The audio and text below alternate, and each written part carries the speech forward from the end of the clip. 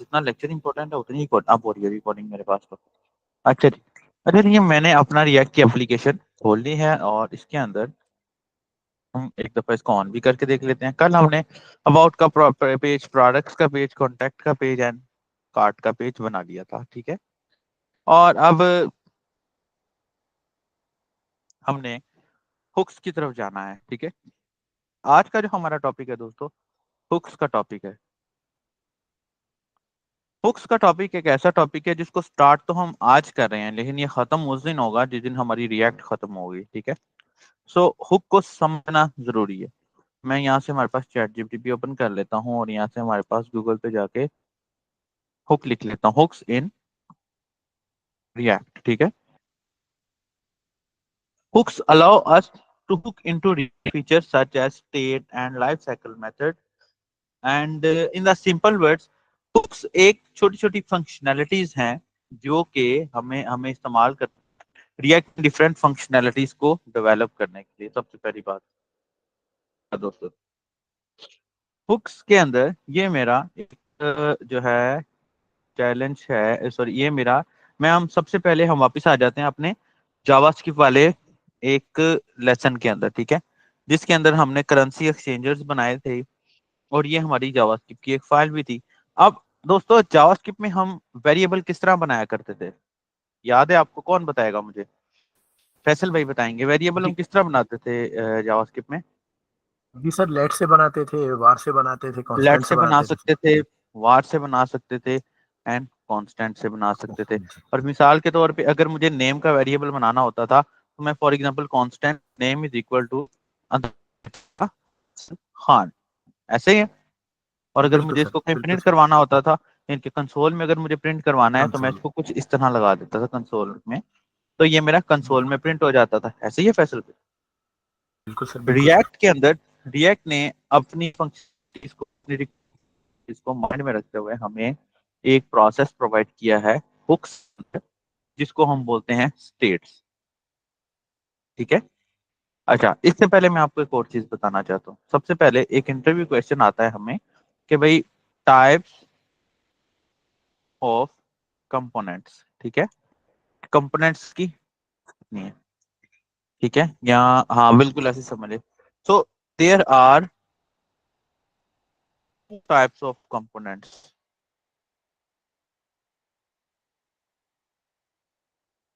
ठीक है। एक कंपोनेंट है फंक्शनल कंपोनेंट, ठीक है दोस्तों, और एक है हमारा क्लास बेस्ड कंपोनेंट। याद रखिएगा कि जो हमारी पुरानी रिएक्ट थी ना, वो क्लास बेस्ड कंपोनेंट्स को इस्तेमाल करती थी, जबकि जो नई रिएक्ट थी वो हमारी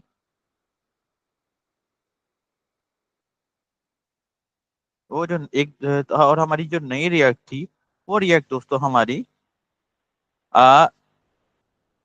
फंक्शनल कंपोनेंट्स को इस्तेमाल करती है। मैं आपको डिफरेंस बता देता हूँ। मिसाल कर लीजिए, मान लीजिए आपने अभी एक कंपोनेंट बनाया अबाउट का कंपोनेंट, और मैंने आपको क्या बताया था, मिसाल के तौर पर अगर मुझे एक टेस्ट के नाम का मैं कंपोनेंट बनाता हूँ, टेस्ट डॉट जेएसएक्स लगाऊंगा और देन मैं क्या करूंगा, कांस्टेंट टेस्ट के नाम का ही एक फंक्शन, फिर इक्वल टू, फिर दिस वन, एंड यहाँ पर मैं रिटर्न कर दूंगा div को। div के अंदर मैं h1 लिखूंगा और मैं लिखूंगा टेस्ट कंपोनेंट एक्सपोर्ट डिफॉल्ट, ठीक है, टेस्ट। ये जो मैंने कंपोनेंट बनाया है that is the functional component. क्यों? क्योंकि मैंने इसके अंदर फंक्शन बनाया है। समझ आया? क्लियर? साकिब भाई, फैसल भाई, दोस्तों क्लियर है? ये जो मैंने कंपोनेंट जी जी बनाया है दिस इज द जी क्लास जी बेस्ड सर। Function component. एक और कंपोनेंट होता है क्लास बेस्ड कंपोनेंट। वो क्या होता है? वो क्लास से शुरू होता है, ठीक है। मैं आपको दिखाता हूँ। मैं कहता हूँ change this into class component,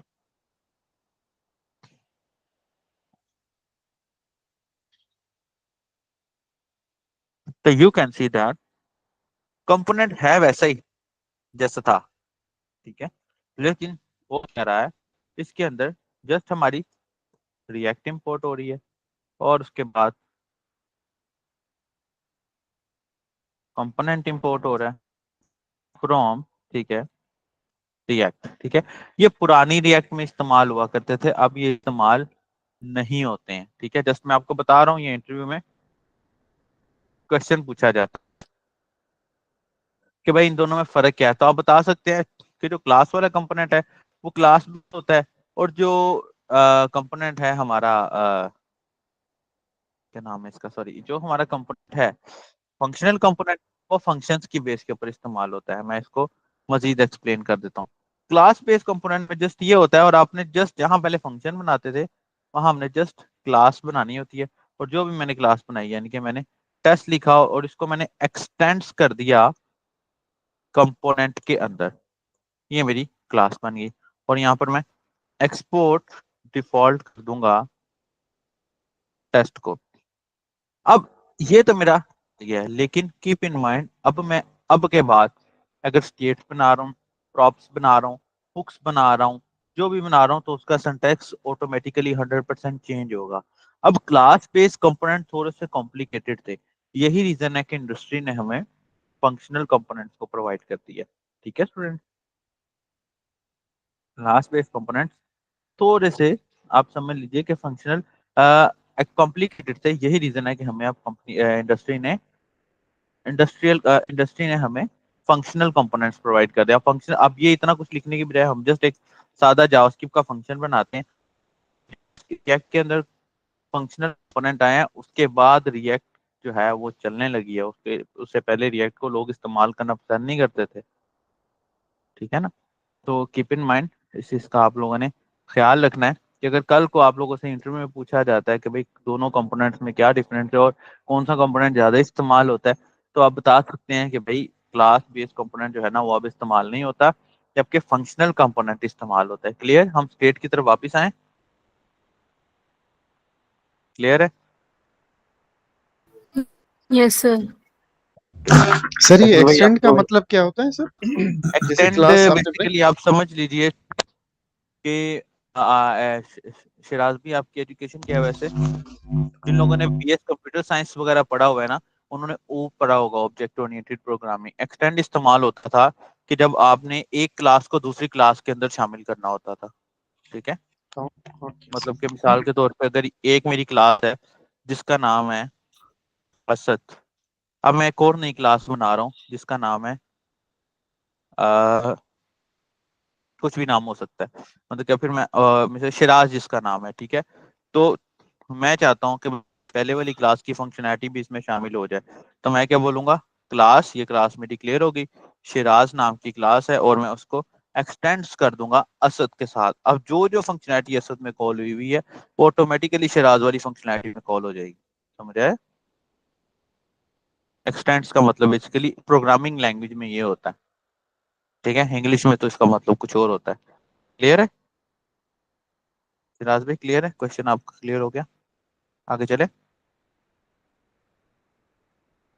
हम्म, अच्छा जी, अच्छा जी, अब बारी आ सर जाती है, अब बारी आ जाती है हमारी हुक्स।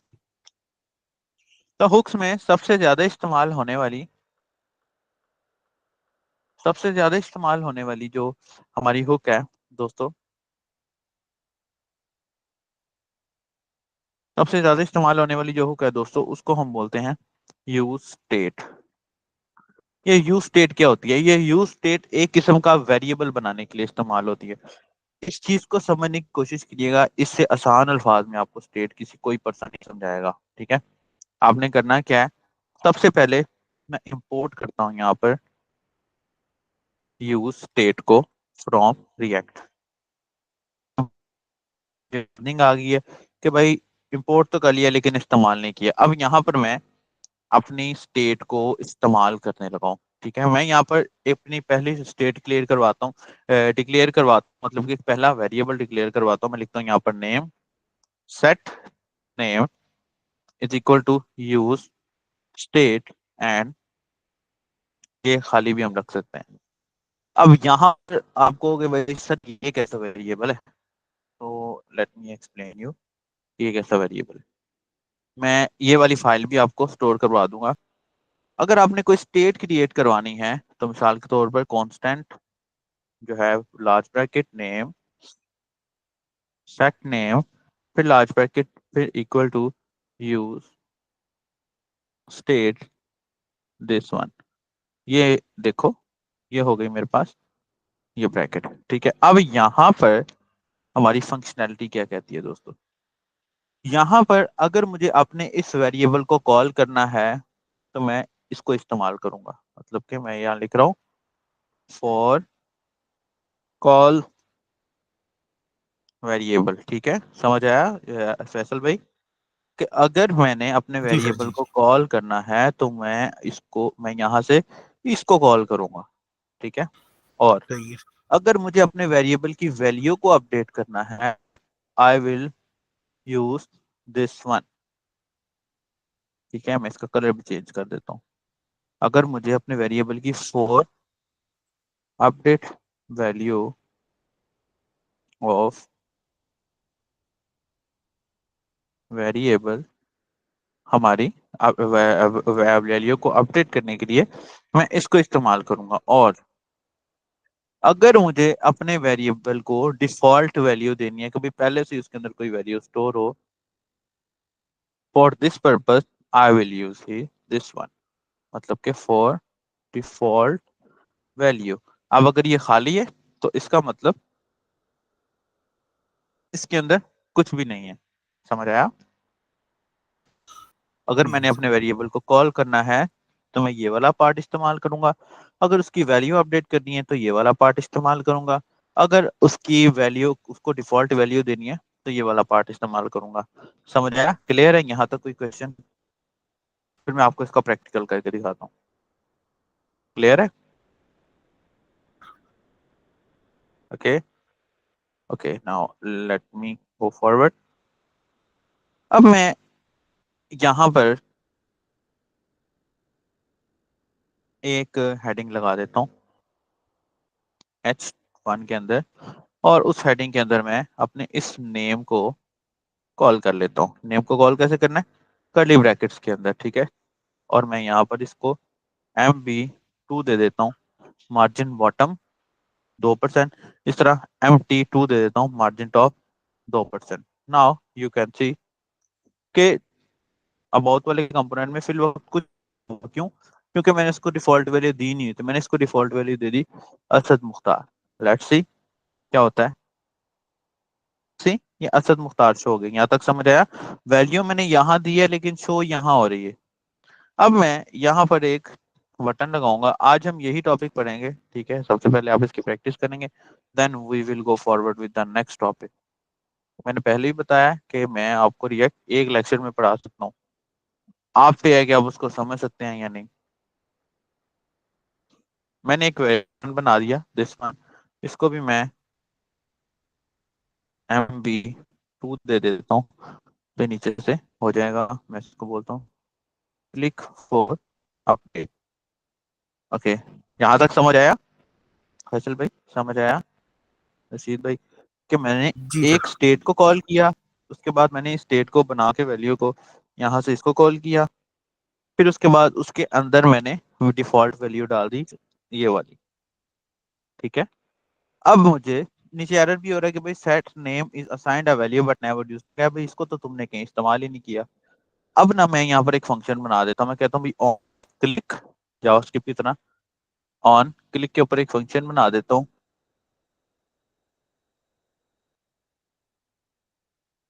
ऑन के ऊपर एक फंक्शन बना देता हूँ और मैं इसको बोल देता हूँ जी टेस्टर का नाम दे देता हूँ इसको। ठीक है, और यहाँ पर मैं एक नया फंक्शन बना लेता हूँ टेस्टर का, this one and this one. Okay, मैं यहाँ पर कंसोल डॉट लॉग लिखता हूँ फिलहाल, और मैं यहाँ पर लिख देता हूँ जी फंक्शन इज वाइट, ताकि मुझे पता लग जाए कि भाई फंक्शन मेरा काम कर भी रहा है कि नहीं कर रहा। ठीक है, लेट्स सी। मैंने ये बटन बनाया, इंस्पेक्ट एलिमेंट में जाता हूँ, there is no any error. ये क्लिक तो देखो function is working, function is working. समझ रहे हैं? यहाँ तक क्लियर है दोस्तों? मेरा जब ये बटन दबा रहा हूँ तो ये फंक्शन क्लियर हो रहा है। अब मैं क्या करता हूँ, मैं अपनी स्टेट की वैल्यू को अपडेट कर देता हूँ। मैं यहाँ पर लिखता हूँ सेट ये जो सेट नेम है ना, ये एक्चुअली मेरा एक फंक्शन है। मैं लिखता हूँ सेट नेम ब्रैकेट, मैं यहाँ डाल देता हूँ वेब एजुकेटर्स कंट्रोल एस। मेरी वार्निंग भी खत्म हो गई। नाउ लेट्स सी, मैं इस पे क्लिक करूंगा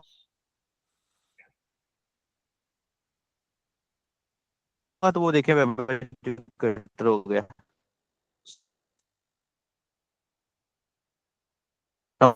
ये स्टेट फंक्शन है, ये स्टेट का फॉर्मूला है। इस पे क्लिक करता हूँ, ये क्लियर हो जाएगा। ये क्लिक फॉर अपडेट किया तो इसने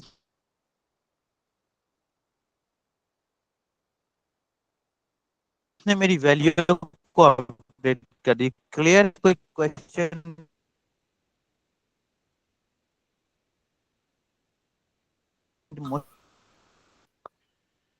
सर बहुत रिस्पेक्ट सर। सर आज की आवाज बहुत कट रही है आपकी सर। मेरी आवाज कट रही है? मेरी तरफ से तो ठीक है, मुझे बता जी क्या सर। नहीं रहे हो फिर आप लोग। सर आवाज भी कट रही है और वो बात- आप सारा बता देते हैं उसके बाद शो होती है स्क्रीन। जी सर स्टक हो रही है सर। हाँ, ये तो इश्यू है, मुझे आप बता दिया करें ना साथ साथ। सर स्टिल भी available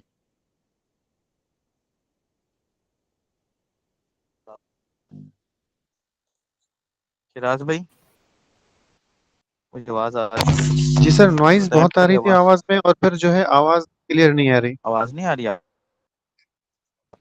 हाँ सर, वो बीच में बहुत कट रही है आवाज। सर स्क्रीन भी आ रही है और जा रही है। जी सर स्टक हो रही स्क्रीन बिल्कुल। आप बताते हैं वो फिर आपका बाद में आता है और आप बता चुके होते हैं सर।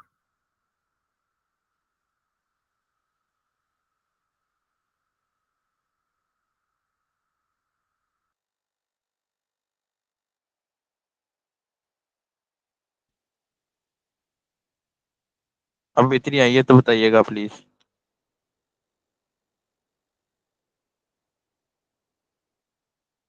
सर दोस्तों, आवाज तो मेरी आ रही है आवाज आ रही आपकी। है?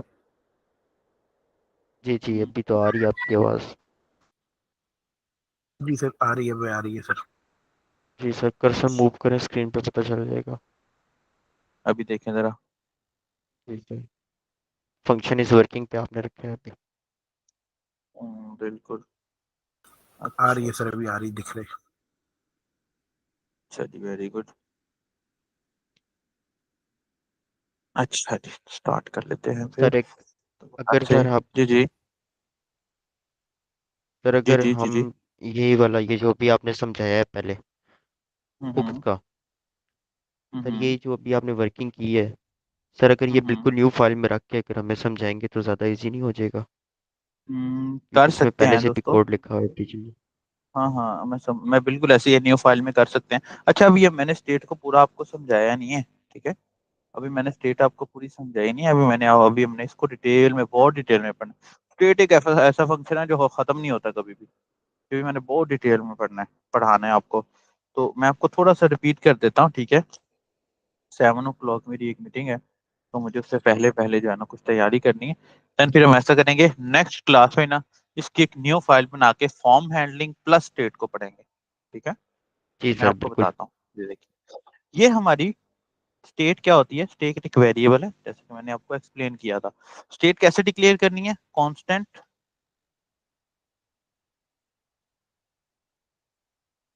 Constant name set name use state. ये मेरी स्टेट डिक्लेयर हो गई है, ठीक है? इसके अंदर मैंने स्टेट के अंदर बताया है कि अगर इसको मैं अगर मैंने वेरिएबल को कॉल करना है तो मैं ये नेम को इस्तेमाल करूंगा। अगर मैंने वैल्यू को अपडेट करना है तो मैं ये सेट नेम को इस्तेमाल करूंगा। अगर मैंने यूज स्टेट को कॉल करना है तो मैं, अगर यूज स्टेट के अंदर कोई डिफॉल्ट वैल्यू देनी है तो मैं यूज स्टेट को इस्तेमाल करूंगा। ये मैं गाइडलाइंस के अंदर हमारी सेव कर देता हूँ, ठीक है? बस ठीक है आपने सर। इस चीज का ख्याल रखना है, ठीक है?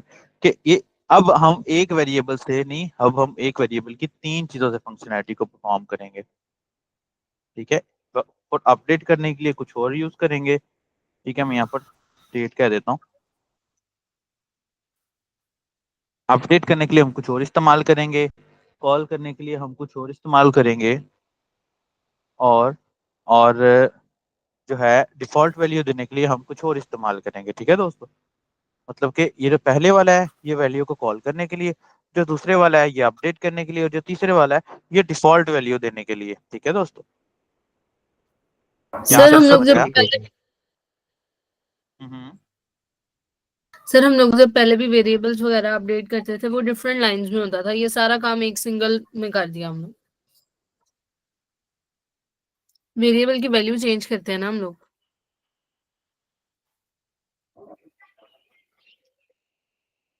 वो बेसिकली कोड जावास्क्रिप्ट है ना। जी जी सर, मैं वही पूछ रही हूँ, है तो अब हमें बेसिकली ये सब कुछ एक चेंजिंग ऑफ सिंगल चीज वेरिएबल में मिल नेम्स रहा है है, ना। हमें अलग से फंक्शन ही बनाना पड़ रहा। नहीं सर, मैं वो नहीं हम्म, पूछ रही, मैं पूछ रही हूँ इसका मेन पर्पस यही है कि हम लोग वैल्यू चेंज कर रहे हैं। बिल्कुल हम वैल्यू चेंज करें, लेकिन अब सब कुछ अब एक ग्रुप में मिल रहा है। ठीक हाँ है, जी, उस इन अ कॉम्प्लेक्सिटी सिंगल को ग्रुप। आसान कर दिया। वरना पहले क्या होता था, पहले हमें एक फंक्शन पूरा बनाना पड़ता था, एक फंक्शन पूरा बनाना पड़ता था और पूरा फंक्शन बना के फिर उसको अपडेट करवाना पड़ता था। जस्ट ये एक सिंपल है। एनीवेज दोस्तों, ये स्टेट का टॉपिक है।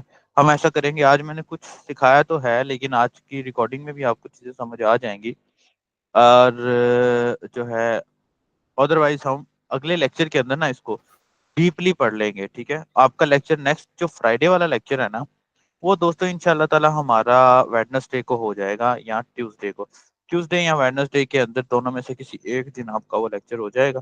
ठीक है, नेक्स्ट फ्राइडे मैं आउट ऑफ टाउन जाना है मुझे, अगर मैं ना गया तो मैं फ्राइडे वाले दिन लेक्चर लूंगा आपका। लेकिन फॉर एग्जाम्पल अगर मुझे जाना पड़ जाता है तो आपको कम से कम 2 दिन पहले मैसेज आ जाएगा ग्रुप के अंदर, या एक दिन पहले मैसेज आ जाएगा। तो हम वो क्लास हमारी वेडनेसडे को कर लेंगे या वेडनेसडे को कर लेंगे, क्योंकि थर्सडे को मुझे निकलना होगा। फिर वो क्लास हम वेडनेसडे को कर लेंगे। तो लिहाजा आप लोगों ने मेरा जो ये लेक्चर अगर वेडनेसडे को हो या फ्राइडे को, आप लोगों ने लाजमी अटेंड करना है। हमने स्टेट्स को बड़े जो है ना डीपली डाल लेकर चलना है। ठीक है दोस्तों, ठीक है। Okay sir. सर तो ये किसी और फ्राइडे वाला दिन रख लेक्चर लें हम पहले नेक्स्ट कर वीक। लेंगे इस वीक, तो सेम टाइमिंग के अंदर करेंगे। सर बाद में हो आवाज कट रही है सकता है, दोस्तों आपकी। मतलब नेक्स्ट वीक, इस फ्राइडे मिस करके नेक्स्ट नेक्स्ट, वेडनेसडे। नहीं नहीं, इस वेंस वेडनेसडे में ही हम करेंगे ना। तो देखें, जो हम लोग फ्राइडे वाला लेक्चर मिस कर रहे हैं हम सैटरडे संडे और नेक्स्ट वेंसडे या मंडे को कर लें। देख सकते हैं। बेसिकली मैं आपको बताया था कि ना ये कंपनी मेरी अपनी है, मैं बहुत मुश्किल क्लासेस लेता हूँ और बड़े शौक से